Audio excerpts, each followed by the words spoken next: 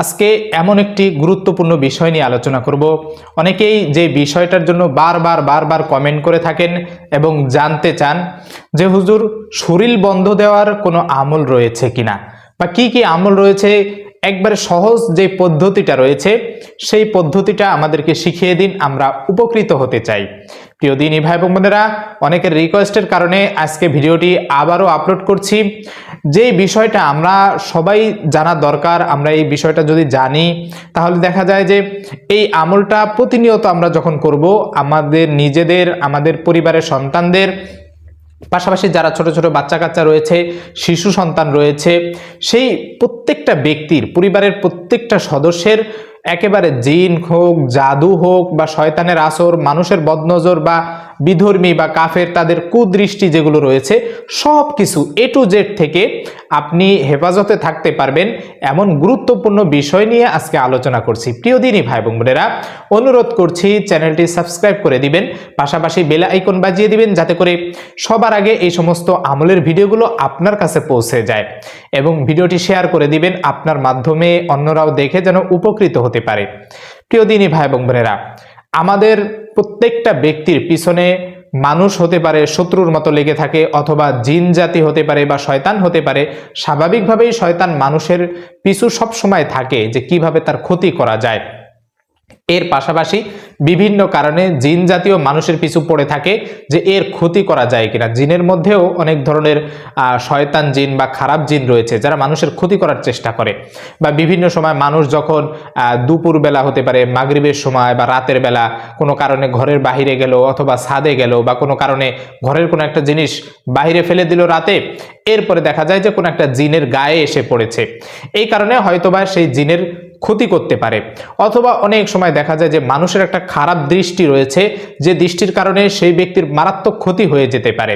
যেমন আল্লাহ রাসূল সাল্লাল্লাহু আলাইহি ওয়াসাল্লামের একজন সাহাবী, তিনি গোসল করতেছিলেন, এমত অবস্থায় একজন ব্যক্তি তার দিকে এমনভাবে বদনজর দিয়েছিল, খারাপ দৃষ্টি দিয়েছিল, যার কারণে এমনভাবে ইফেক্ট পড়েছে যে সঙ্গে সঙ্গে সে অজ্ঞান হয়ে গেছে। তাই মানুষের বদনজর, এটা সত্য, এটা আল্লাহ রাসূল সাল্লাল্লাহু আলাইহি ওয়াসাল্লামের হাদিস দ্বারা প্রমাণিত। তো এত ক্ষতির মাধ্যমে মানুষকে যেভাবে ক্ষতি করা হয়, বা এত সমস্যা বা এত বদনজরের মাধ্যমে মানুষকে ক্ষতি করা হয়, এগুলো থেকে বাঁচার জন্য একেবারে সহজ পদ্ধতিতে যে আমলটা বলে দিচ্ছি, এই আমলটা যদি আপনি প্রতিদিন সকাল এবং সন্ধ্যা করতে পারেন, ইনশাআল্লাহ দেখবেন যে মৃত্যু পর্যন্ত আপনার কোনো ধরনের কোনো ক্ষতি করতে পারবে না। দুনিয়ার এমন কোনো শক্তি নাই যে শক্তি আপনার ক্ষতি করবে। অনেকে আমাকে প্রশ্ন করেন বা আমাকে ফোন দিয়ে এই বিষয়টা জানতে চান যে হুজুর, আমাকে কালো জাদু করেছে, জাদু টোনা করেছে, আমরা জাদুর মাধ্যমে আক্রান্ত হয়ে গেছি। তো এই জিনিসটা হওয়ার কারণই হচ্ছে এটা, যে আমরা আমাদের শরীরটা বন্ধ দেই না। কোরআনে যে এতটা পাওয়ারফুল, এতটাই শক্তি রয়েছে, যেটা আমি স্বাভাবিকভাবে উপলব্ধি করি। আপনি যদি আমল করেন, আপনিও উপলব্ধি করতে পারবেন যে কোরআনের শক্তি কতখানি। আপনি রাত 2টা-3টার সময় রাস্তা দিয়ে একাকী হেঁটে যান, অন্ধকারে হেঁটে যান, কোনো গভীর জঙ্গল দিয়ে হেঁটে যান, আপনার কোনো ক্ষতি, জিন হোক, মানুষ হোক, শয়তান হোক, কেউ ক্ষতি করতে পারবে না ইনশাল্লাহ। এই ভয়টাও দূর হয়ে যাবে আপনার অন্তর থেকে, যদি আপনি শরীরটা এইভাবে বন্ধ দিতে পারেন। প্রতিদিন যে নিয়মে বলবো, এই নিয়মটা মেনে আপনি শরীরটা বন্ধ দিবেন। ফজর এবং মাগরিবের পরে ছোট কিছু আমল রয়েছে, তার জন্য আপনার কিন্তু ফজরের নামাজ পড়তে হবে, মাগরিবের নামাজ পড়তে হবে, অর্থাৎ আপনার নামাজি হতে হবে। আপনি যদি নামাজি না হন, শুধুমাত্র শরীর বন্ধ দিলেন, তাহলে সেই বন্ধতে কাজ হবে না। তো নামাজি হতে হবে। নামাজের মাধ্যমে আল্লাহ তাআলা বিভিন্ন প্রকার বিপদ আপদ, বালা মুসিবত থেকে বান্দাকে হেফাজত করেন। তাই আপনি যদি নামাজি হয়ে যান, অধিকাংশ বিপদ থেকে এমনিতেই আপনি মুক্তি পাবেন, আল্লাহ তাআলা হেফাজত করবেন। আর পাশাপাশি এই ধরনের জাদুটোনা বা জিন শয়তান, মানুষের যে বদনজর, সব ক্ষতি থেকে আল্লাহ তাআলা হেফাজত করবেন। এটার জন্য করণীয় হচ্ছে, আপনি ফজরের নামাজ যখন পড়বেন, মাগরিবের নামাজ যখন পড়বেন, পড়ার সময় ওই স্থানে বসে থাকবেন। বসার পরে আপনি স্বাভাবিকভাবেই 5 ওয়াক্ত নামাজের পরে আয়াতুল কুরসি পড়বেন। ঠিক এই ফজর এবং মাগরিবের পরে আয়াতুল কুরসি একবার পাঠ করবেন। এরপরে সূরা ইখলাস, কুল হুয়াল্লাহু আহাদ, এরপরে সূরা ফালাক, কুল আউযু বিরাব্বিল ফালাক, এরপরে সূরা নাস, কুল আউযু বিরাব্বিন নাস। এই যে 3টা সূরা, এই 3টা সূরা হচ্ছে 3বার করে পড়বেন, মোট 9 বার। অর্থাৎ সূরা ইখলাস 3বার, সূরা ফালাক 3বার, সূরা নাস 3বার। এরপরে আয়াতুল কুরসি তো একবার পড়েছেন, এরপরে এই সূরা 3বার করে পড়ে, এরপরে ছোট্ট যে দোয়াটা বলছি, বাংলা উচ্চারণ সহ দিয়ে দিচ্ছি, এই দোয়াটাও 3বার পড়বেন। এই দোয়াটা হচ্ছে বিসমিল্লাহিল্লাযী লা ইয়াদুররু মা ইসমিহি শাইউন ফিল আরদি ওয়ালা ফিস সামাই ওয়া হুয়াস সামিউল আলিম। এই যে দোয়াটা পড়েছেন, এই দোয়াটা 3 বার পড়ার পরে এই যেভাবে আমি হাত দেখাচ্ছি এইভাবে হাতটা 2 হাত এক করবেন।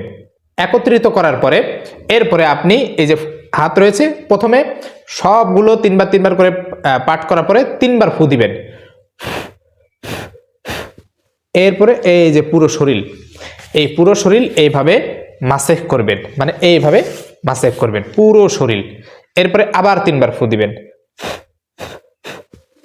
এইভাবে পুরো শরীর 3 বার মাসেহ করবেন। এরপরে আবার 3 বার ফু দিবেন, এইভাবে 3 বার মাসেহ করবেন। এই যে মাসেহ করার দ্বারা আপনার পুরো শরীর একটা বর্ডারের ভিতরে চলে গেল, যার কারণে যত ধরনের ক্ষতি আছে সব কিছু থেকে আল্লাহ তাআলা আপনাকে হেফাজত করবেন এই সূরা ফালাক, সূরা নাস, ইখলাস, আয়াতুল কুরসি এবং ছোট্ট এই দোয়ার দ্বারা। কারণ আল্লাহ রাসূল সাল্লাল্লাহু আলাইহি সাল্লামকেও কাফের রাসূল সাল্লাল্লাহু আলাইহি সাল্লামকে জাদু করেছিল, ঠিক সেই সময় কিন্তু এই সূরা ফালাক এবং সূরা নাস আল্লাহ তাআলা নাজিল করেছিলেন এবং এই সূরা ফালাক নাসের আমলের মাধ্যমেই আল্লাহ রাসূল সাল্লাল্লাহু আলাইহি সাল্লাম সুস্থ হয়ে গিয়েছিলেন। তাই মারাত্মক পাওয়ারফুল এই 2টি সূরা, এই 2টি সূরা যদি কোনো ব্যক্তি নিয়মিত আমল করে তার জন্য যথেষ্ট হয়ে যাবে এই জাদুটোনা বা জিনের ক্ষতি, মানুষের ক্ষতি থেকে আক্রান্ত বা এগুলো থেকে বাঁচার জন্য। তো আপনি এই আমলটা এভাবে করলে নিজের জন্য প্রথম কথা। এরপরে আপনার যে ঘরের সদস্যরা রয়েছে এই ঘরের সদস্যদেরকে আপনি কিভাবে শরীর বন্ধ দিবেন, এটার জন্য সহজ পদ্ধতি হচ্ছে আপনি এই যে নিয়মে আমলটা করেছেন এই নিয়মেই আপনি এগুলো পড়ার পরে আপনি নিজে তো একবার পড়েছেন, নিজের শরীর বন্ধ দিয়েছেন, প্রথম ধাপ শেষ। এরপরে আপনি আবার পড়বেন, আবার পড়ার পরে যদি আপনার সঙ্গে সঙ্গে সাথে থাকে, অর্থাৎ আপনি মসজিদে না, আপনি বাসায়, যদি পুরুষ হন মহিলা হন না, যে আপনি বাসায়, তাহলে ওই যে নিজের শরীর যে বন্ধ দিয়েছেন এই বন্ধ দেওয়ার সময় আপনার বাচ্চা কাচ্চা পাশে রাখবেন, তারপরে তাদের মুখে ফু দিবেন বা বুকে ফু দিবেন। ধরেন এই যে আপনার বাচ্চার মুখ বা এই যে বুক, আপনি এইভাবে 3 বার তাদের শরীরে ফু দিবেন, এই মাথা থেকে বুক পর্যন্ত অন্তত 3 বার ফু দিবেন। বাস এটাই হয়ে যাবে তার জন্য পুরো শরীর বন্ধ দেওয়ার কারণ হয়ে যাবে।